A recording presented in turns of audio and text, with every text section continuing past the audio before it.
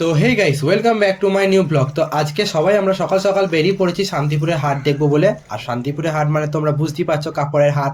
আমরা এখন চলে এসেছি মঙ্গলহাট শান্তিপুরের। আর এই মঙ্গলহাটের বাইরের দিকটা তোমরা দেখতে পাবে, আমি যে প্রশাসনের ভিডিওটা ছেড়েছি শান্তিপুরের জগদ্ধাত্রী পুজো, তো সেখানে দেখিয়েছি। তখন আমরা হাটের মধ্যে এন্ট্রি করে নিয়েছি। আর এই হাটটা হচ্ছে পুরোটাই 5 তলা। তো প্রত্যেকটা তলাতেই কাপড় মানে সব রকমের জিনিসপত্র, মানে তুমি শাড়ি থেকে শুরু করে ব্লাউজ, নাইটি, চাদর, মানে আরও অনেক রকমের কিছু জিনিসপত্র তোমরা পেয়ে যাবে। তো ভেতরগুলো খুব ভালো ছিল আর প্রচুর লম্বাতেও ছিল, বহুত এরিয়া নিয়ে ছিল জায়গাটা।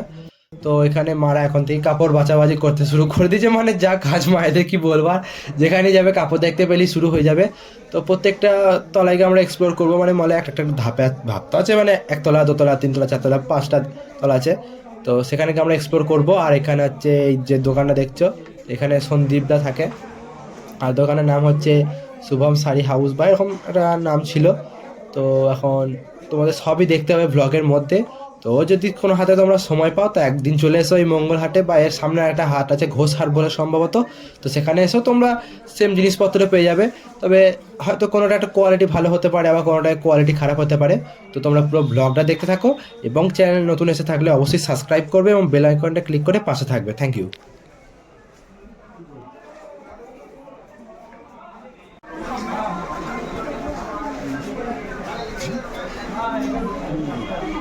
সেগুলো চিকন।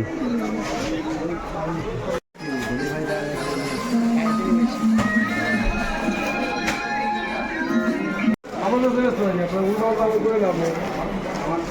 আমাদের কথা বলতে 700-8 টাকা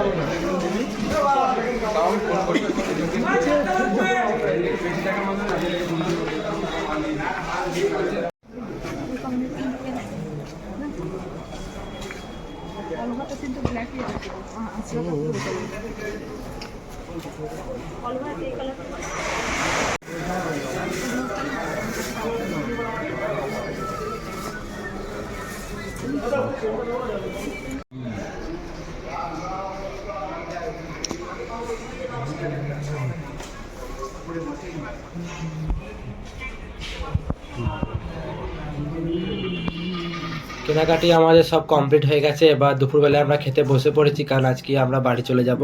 তো এখানে খেতে বসে দাদু নিচে বসেছে, কারণ দাদু এখন নিরামিষ চলছে। তো যাই হোক, তো এবার টোটো চলে এসছে আমাদের। তো টোটোয় করে এখন আমরা চলে যাচ্ছি। দিদা, তারপর দাদু, এখানে রুদ্র আছে, সন্দীপ ছিল না। তো যাই হোক, এই কটা দিন বেশ ভালোভাবে শান্তিপুরে কাটলো। তো আবার আশা করি আবার অন্য সময় কখনো চলে আসবো শান্তিপুরে। তো তখনকার তো ব্লগ তোমরা তো দেখতেই পাবে, যদি ব্লগ চললে তোমাদের সাপোর্ট থাকে। তো আস্তে আস্তে আমরা টোটো করে এখন যাচ্ছি, স্টেশন যাবে, ঘাট বেরোবো।